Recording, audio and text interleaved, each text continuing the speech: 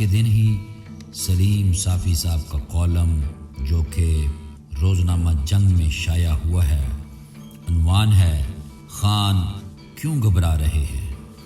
تاریخ میں پہلی بار یہ مشاہدہ کرنے کا موقع مل رہا ہے کہ سینٹ انتخابات کے دوران اپوزیشن نہیں بلکہ حکومت گھبرا رہی ہے، اور سب سے زیادہ کھرب پتی حکومتی جماعت نے میدان میں اتارے ہیں، لیکن شور بھی سب سے زیادہ مچا رہی ہے۔ تاریخ میں پہلی بار یہ بھی دیکھنے کو مل رہا ہے کہ سرکار کی طاقت، پولیس ادارے اور خفیہ ایجنسیاں جن کے کنٹرول میں ہیں، وہ لیڈر سینٹ انتخابات کے حوالے سے پریشان ہیں۔ اسی طرح تاریخ میں پہلی بار یہ تماشا دیکھ رہے ہیں کہ ایک صدر سپریم کورٹ کو غیر آئینی ریفرنس بھیج رہے ہیں اور عدالت کا قیمتی وقت ضائع ہونے کے بعد اسے واپس بھیج دیا جاتا ہے۔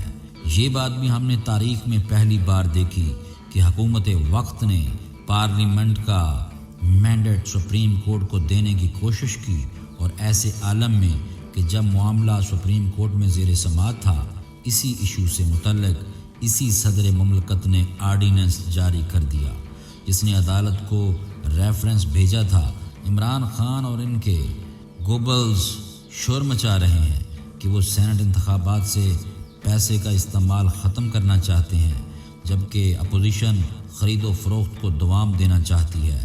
لیکن زمینی صورتحال کیا ہے، آئیے اس کا جائزہ لیتے ہیں۔ صافی صاحب اپنے کالم میں یہ لکھتے ہیں کہ پنجاب کا معاملہ حل ہو گیا، بلوچستان میں سرے سے پیپلز پارٹی اور نون لیگ کا کوئی امیدوار نہیں، جبکہ پیسہ اور ڈنڈا دونوں حکومت کے ساتھ ہیں۔ سندھ میں پیپلز پارٹی کی حکومت ہے، لیکن پی ٹی آئی کو وفاقی حکومت اور اس کے اداروں کا تعاون حاصل ہوگا۔ خیبر پختونخوا میں اپوزیشن جماعتوں نے جماعت اسلامی کو ساتھ ملا کر ایڈجسٹمنٹ کر لی ہے، جبکہ قومی اسمبلی کی ووٹنگ کی حرکیات ہی الگ ہیں۔ خیبر پختونخوا میں پی ٹی آئی 4 کھرب پتیوں کو میدان میں اتار چکی ہے، جن میں سے 3 ایک خاندان کے اور ایک ہی انڈسٹری سے وابستہ ہیں۔ پیپلز پارٹی کے فرت اللہ بابر امیدوار ہیں، اپوزیشن کے باقی سب امیدوار مڈل کلاس ہیں۔ صرف نون لیگ کا ایک امیدوار یعنی عباس افریدی کھرب پتی ہے۔ یہاں سے اب تک جو اطلاعات آ رہی ہیں تو حکومتی اسکیموں اور دیگر مراعات کے علاوہ پی ٹی آئی کے امیدوار ہی زیادہ آفرز دے رہے ہیں۔ مرکز میں حفیظ شیخ خزانے پر بیٹھے ہیں، اور ایم این ایز کے لیے بڑا لالچ ترقیاتی اسکیموں کا ہوتا ہے جو ان کے ہاتھ میں ہیں۔ وفاقی ادارے اور پولیس ان کے ساتھ ہیں، اور پیسے کی بات ہو تو پیپلز پارٹی کے مقابلے میں حکومتی پارٹی زیادہ آفر دینے کی پوزیشن میں ہے۔ صافی صاحب اپنے اس کالم میں کہتے ہیں کہ سندھ میں صوبائی حکومت کا مرکزی حکومت سے اور وزیر اعلیٰ کا گورنر سے اور زرداری صاحب کا پی ٹی آئی کے کھرب پتیوں سے مقابلہ ہوگا۔ وہاں اگر پیسے کی بات کسی پارٹی کو نقصان ہو سکتا ہے تو وہ ایم کیو ایم ہے، کیونکہ فیصل سبزباری وغیرہ ارب پتی نہیں بلکہ مڈل کلاس لوگ ہیں۔ سوال یہ ہے کہ جماعت اسلامی اور اے این پی کو کیوں یہ خوف نہیں کہ اس کے لوگ بک جائیں گے، اور سب سے زیادہ پریشان عمران خان کیوں ہے؟ ظاہر ہے کہ صوبائی قومی اسمبلی کے ٹکٹ ایسے لوگوں کو دیے گئے ہیں جو نظریاتی نہیں، اسی لیے اب وہ گھبرائے ہوئے ہیں کہ یہ لوگ کہیں دوسری پارٹی کے امیدواروں کو ووٹ نہ ڈال دیں۔ گھبراہٹ کی دوسری وجہ یہ ہے کہ پیسے، دولت اور اقربا پروری کی بنیاد پر سب سے زیادہ امیدوار تحریک انصاف نے کھڑے کیے ہیں، اور جب ایم این ایز اور ایم پی ایز دیکھ رہے ہیں کہ ان کی قیادت نے میرٹ کی بجائے پیسے، دوستی یا پھر سفارش پر ٹکٹ دیے ہیں، تو وہ سوچ سکتے ہیں کہ اپنی قیادت کی پیروی کرتے ہوئے وہ کیوں نہ اپنے ووٹ کو کیش کر لیں۔ صافی صاحب یہ لکھتے ہیں کہ پیپلز پارٹی نے جن لوگوں کو سینٹ میں امیدوار بنایا، ان پر پارٹی کے اندر سے کسی نے کوئی اعتراض نہیں کیا۔ نون لیگ کے ٹکٹوں کے خلاف پارٹی کے اندر سے کوئی آواز نہیں آئی۔ ایم کیو ایم نے بھی بھرپور میرٹ کا خیال رکھا۔ Jamaat Islami, A N P, B N P اور پختونخوا میپ کے ٹکٹ بھی میرٹ پر دیے گئے، اور کسی پارٹی کے اندر سے کوئی اختلافی صدا بلند نہیں ہوئی۔ لیکن تحریک انصاف کا طرز عمل ان پارٹیوں کے برعکس ہے۔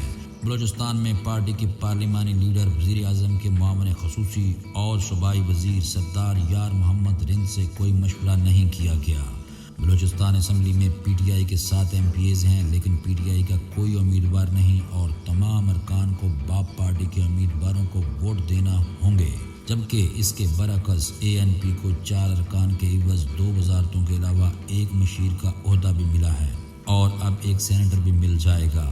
سندھ میں پہلے تنظیمیں میدان میں آئیں اور گواہی دی کہ جن لوگوں کو عمران خان نے ٹکٹ دیے وہ کسی کے اے ٹی ایم ہیں، اور اب پی ٹی آئی رہنما لیاقت زوئی نے الزام لگایا ہے کہ عبڑو صاحب کو کروڑوں کے عوض ٹکٹ دیا گیا۔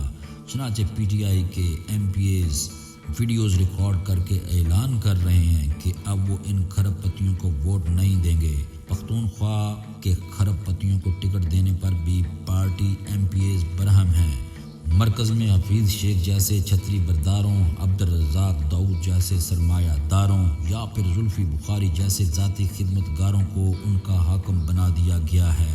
صافی صاحب اپنے کالم میں یہ لکھتے ہیں کہ ایم این ایز میں سے چند پیارے وزیر بنا دیے گئے، باقی ایم این ایز کو اسمبلی میں بات کرنے کی اجازت بھی نہیں دی جاتی۔ اب عمران خان کو ڈر ہے اور یہ ڈر بچا ہے کہ کہیں یہ لوگ اپنی بے توقیری کا بدلہ نہ لے لیں اور کہیں وہ بھی ووٹ ڈالتے وقت وہ کلیہ استعمال نہ کریں جو خود انہوں نے ٹکٹ دیتے وقت استعمال کیا ہے۔ عمران خان نے آخری وقت میں سینٹ کا ووٹ اوپن بیلٹ سے کرانے کے لیے جتن کر کے ان لوگوں کو اور بھی ناراض کر دیا، کیونکہ ان کوششوں کا مطلب اپنے اراکین پر عدم اعتماد تھا۔ ان میں جو عزت دار لوگ ہیں وہ یہ سوچ رہے تھے پیپلز پارٹی، نون لیگ اور دیگر پارٹیوں کی قیادت تو اپنے اراکین پارلیمنٹ پر اعتماد کر رہی ہے، لیکن اس کے برعکس اپنی قیادت کو وہ بکاؤ مال نظر آ رہے ہیں۔ یہی وجہ ہے کہ دن رات دوسروں کو گھبرانا نہیں کی نصیحت کرنے والے عمران خان صاحب اب خود گھبرا رہے ہیں۔